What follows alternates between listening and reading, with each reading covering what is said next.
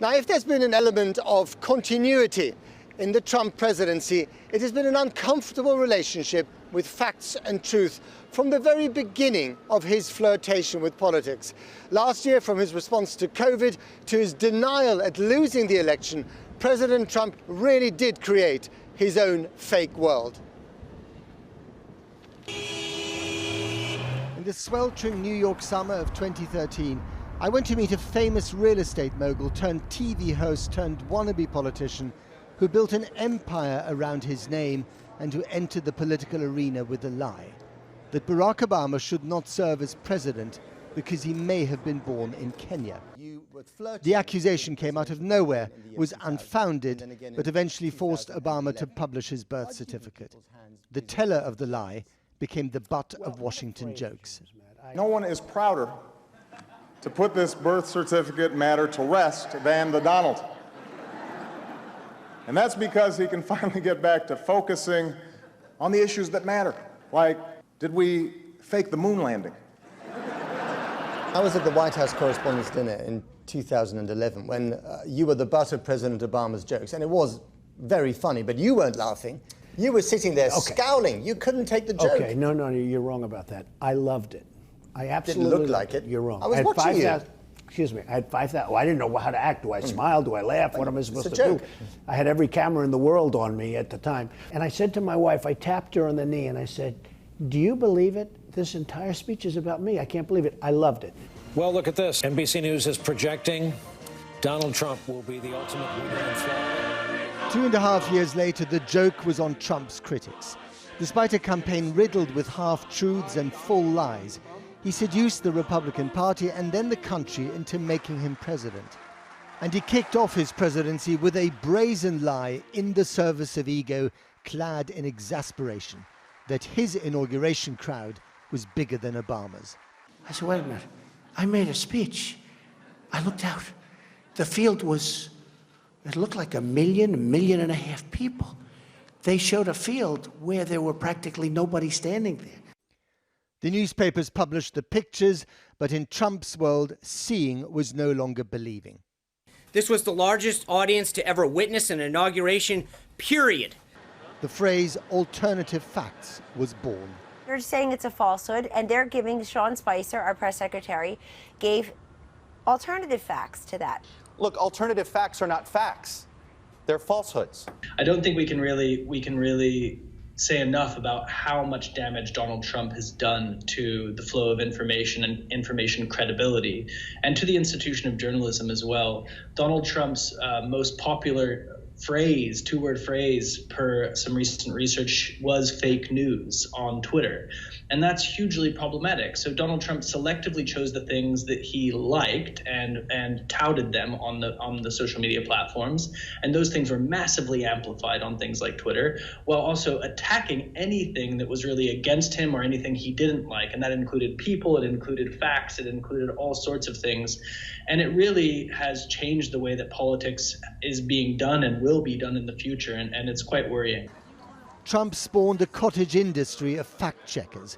According to the Washington Post, he averaged 50 false or misleading statements every day during the election campaign, leading to the biggest lie of them all. This is a fraud on the American public. This is an embarrassment to our country. We were getting ready to win this election. Frankly, we did win this election. A lie, as we discovered last week, still believed by millions of his loyal supporters. When you have 150,000 more votes than voters, is there anything wrong with that? It's over and over again. That never happened. There weren't 150,000 more votes in voters. It's just nonsense. I'm giving that. I'm not saying that it's exactly that number. It's as if almost in the United States right now, people are living in their total own bubble, where they've been able to create their complete own version of the truth. But when tens of millions of Americans who voted for Donald Trump believe the fake news, the alternative facts, that this election was actually a landslide victory for him, there's really not much hope for American democracy, is there? Look, American democracy is facing a massive challenge right now. You're absolutely right. You know, Joe Biden has a lot of work on his hands in the next 4 years to try to get America sort of off the track of polarization and onto the track of togetherness or unity. Good luck with that. Fake news spreads like a virus in the digital swamp. Lies can outlive the liars.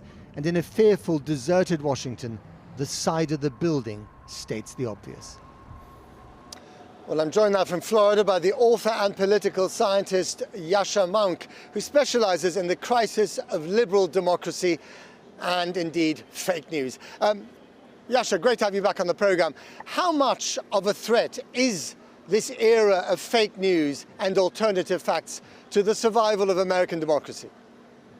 Well, it's clearly a serious danger, as we've seen in the last days and weeks. You know, the storming of the United States Capitol is a seismic event in American history, and it was created because Donald Trump managed to convince a lot of his followers, not the majority of the country, but a lot of his followers, that a free and fair election was in fact fraudulent and stolen. So I think that shows the potential for damage that has already been realized and that's still around the corner.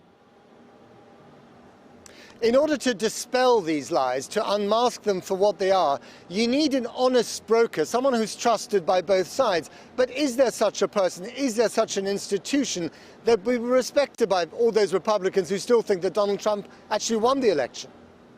No, there isn't. I mean, there's a general strategy for how to contain Donald Trump after 2016, in which I and many other people hoped that there were certain kind of neutral institutions that might clarify, for example, why he's such a danger to our democratic institutions. If a bunch of ex-CIA operatives came out, if a bunch of ex-presidents came out, if a bunch of ex-professional prosecutors came out and said, this attack on the institution is really something unprecedented, that might move the public. That wasn't the case, and the area in which it's least the case is the media. You have Fox News in a right-wing echo chamber that is helping to spread those news.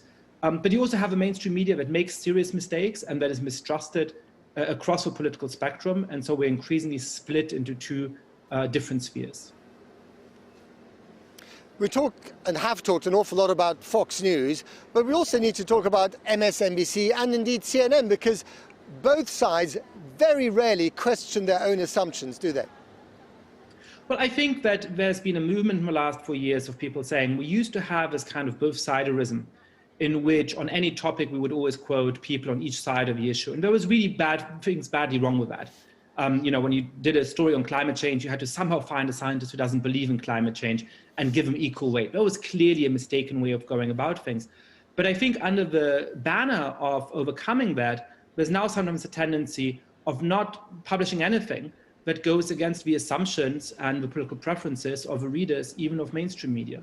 I mean, of course, they're sensationalizing. In the last few days, we've seen reports of somebody arrested in Washington, D.C., who had a lot of ammunition in their car and didn't have a proper authorization to be near the Capitol. Everybody printed that. Everybody ran with that. It sounded like somebody was planning an attack. Later, it turned out it was simply a security guard who had gotten lost and who clearly shouldn't have been in that place at that time. But it wasn't somebody who was planning an attack. Of course, the Washington Post reported this duly as they had reported the original story. But nobody saw the second story. Everybody had already seen the first story. That's a form of inadvertent misinformation that makes people lose trust in the media as well. Briefly and finally, Yascha, how much regulation should there be of things like social media from government now? Well, in the United States, there can be quite limited regulation of what you can actually say because of the First Amendment. In general, I think that private companies can intervene when there's incitement to hatred, when there's expression of views that are actually directly dangerous. But I don't want any government commission, and I don't want 2 or 3 people in Silicon Valley being able to decide what can and can't be spoken in the American public sphere. I don't think that's the right answer to the very real danger of right-wing populism. Okay, got to leave it there, Yascha Mounk. Thank you very much indeed.